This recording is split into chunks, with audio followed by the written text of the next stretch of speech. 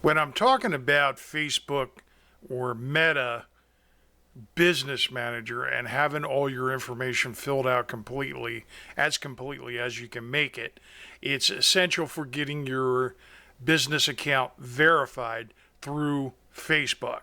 So this is what I'm talking about. If you look at my screen capture here, what we want to do is go to Business Settings and scroll all the way down to Business Info on the left-hand side. And all this information in here needs to be filled out. So if you don't have your primary page designated in the top, edit that section, put it in there. Put your business details in. Once you have your address in there, your business name, and your tax ID, if you have it, it's not required. Put your website in there. This is what I'm talking about right here with the business verification. Click on View Details. Turn your two-factor authentication on for everyone. And then add at least one other email that you have access to that is not already associated with a Facebook account. So for example, what I did is I set this up. I used my personal email, my personal Gmail account, got all this stuff built out, got my business page, all that fun stuff, put all that in there, and then I went in here to add another admin using a business email account. If you don't have a business email account, create another Gmail account, Yahoo, whatever you're using. Create a second email, and then click that blue add button and add that email to it. You're going to get emailed from Facebook at that email address. You're going to go log into your email account, look at that email, and click on the link in that email to verify that email address.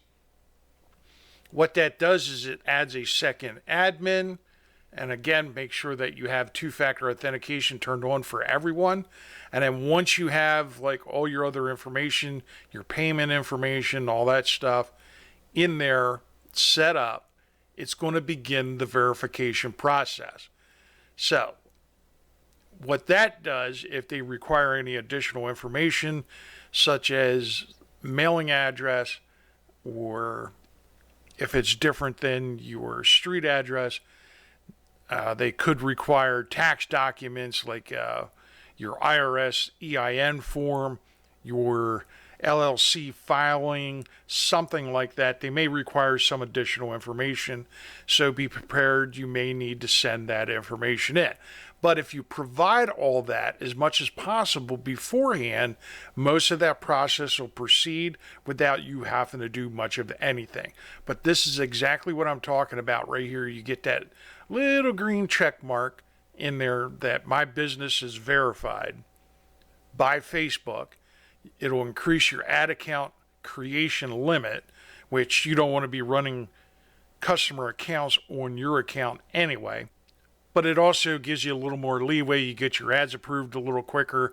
You run into less problems as far as getting your ads and stuff banned, and preventing, or at least partially preventing, like business pages, your ad accounts, and stuff like that from getting banned later on.